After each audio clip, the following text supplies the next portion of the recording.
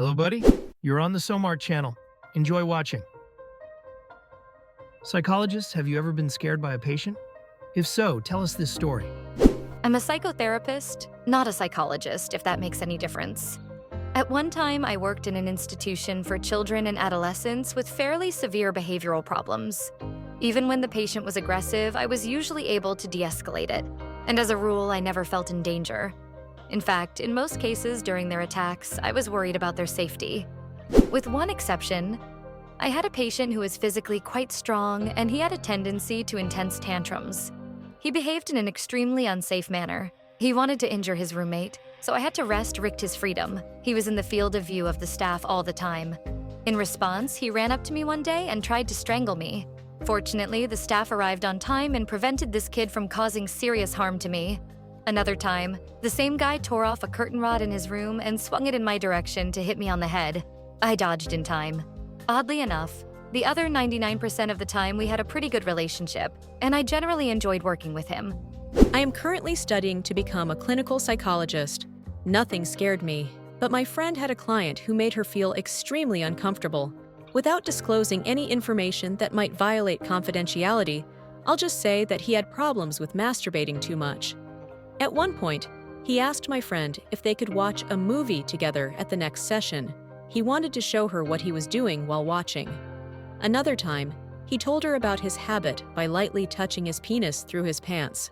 Totally inappropriate behavior. This guy had many other mental problems, but when these exact details surfaced, her supervisor took this patient away from her because his situation was not suitable for a student's education, and my friend did not feel safe. In our last year of university, when we studied psychology, we had the opportunity to meet with convicted criminals. I had a conversation with a man, about 30 years old, who was a molester. He told me that he married women and then raped their young daughters, each of whom was 6 to 7 years old.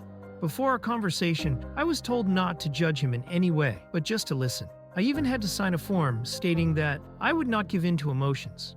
I asked him how his victims lived. He said that some of the women he married had other children, and in one case, his victim had an older sister who was 13 years old, but he did not even touch her. He drove her to school, took her to training and to friends. According to him, he did not look after anyone at school and did not get carried away with anyone. While the older girl was not at home, he returned home and molested her 6-year-old sister. He said that it's not the preschool-age girls themselves that really attract him, but the dominance and power that comes with molesting them. He is currently undergoing rehabilitation. The strangest thing is that I didn't feel any pretense in his remorse. He just answered my questions very openly and expressed regret for what he had done, and I almost believed him. However, in practice, I also had a conversation with a man who was convicted of manufacturing and distributing CP. When he said that he was hurt by what he was doing, I didn't believe him at all. His remorse sounded very nasty and not sincere. Our professor warned me about manipulation, so it was easy to catch it with this person, but with the previous one, he was either a perfect liar and manipulator, or he sincerely wanted to improve. I'm not a psychologist, but I witnessed my ex's breakdown, which scared me to death. He had just started taking medications, and for some reason they caused him a terrible reaction.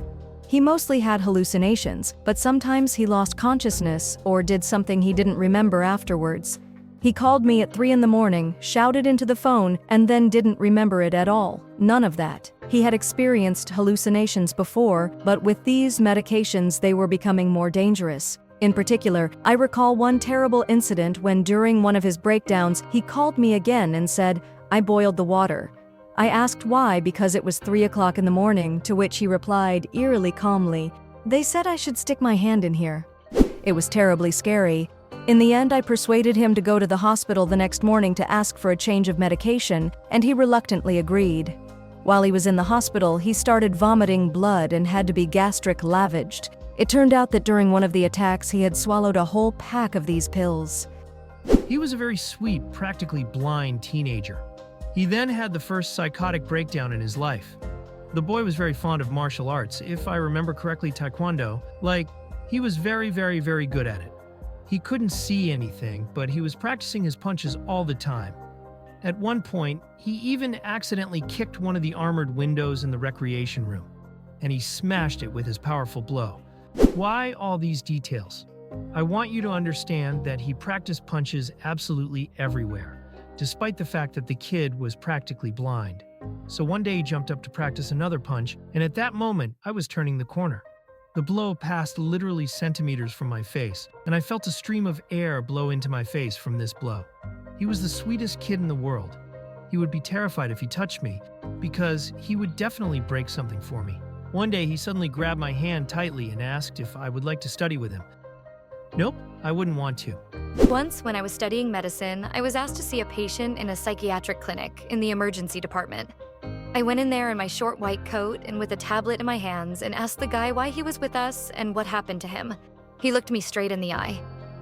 Frothy saliva flowed from the corner of his mouth and a strange smell hung in the air. The devil told me to kill you, and then myself.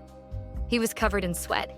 His eyes were bloodshot, and there were dark red-brown spots on his sweater. The door from the compartment was behind him, and I wasn't sure if I could make it to it before something bad happened to me. I do not know if he was carrying a gun. I was afraid to call out loudly for help because we were in a remote, quiet corner of the building, and I felt that I would have to shout really loudly to get attention, and I didn't want to scare him. I stayed there with him for half an hour, trying to ask him as many questions as possible. And when he started to feel sleepy, I quietly slipped out of there. The first thing I was taught during my rounds of mentally ill patients was never to let a patient come between you and the door. I am a clinical psychologist. I used to work in prison. There was a case when I needed to conduct a psychological assessment of a prisoner for the possibility of his parole. This prisoner was a reputable member of a local criminal gang. According to him, he was the most reputable in the state. In fact, he was sent to prison to keep an eye on his people and keep the peace. He had a long record of violent behavior, and in my opinion, he was a real psychopath. Part of the examination consisted of a discussion of the crime committed, an assessment of the prisoner's remorse, etc. He described very cynically how he tortured that guy, how he left him to die because of an unpaid debt. Live with the sword and die by the sword is how he described that act. He treated his crime as if it were some kind of nonsense. Besides, he told me very calmly that he could do dirty tricks while in prison, and it was believed.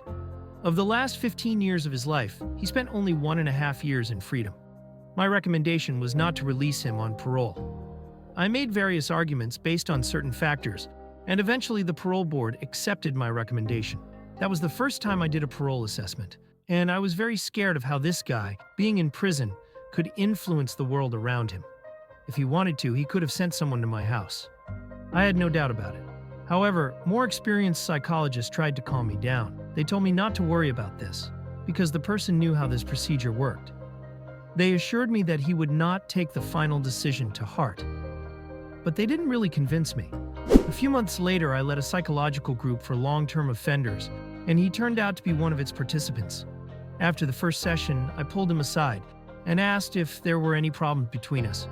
He smiled at me and told me not to worry. I did my job, and he doesn't blame me for writing what I wrote, because it's true. Later on, he became a very capable and active member of that psychological group.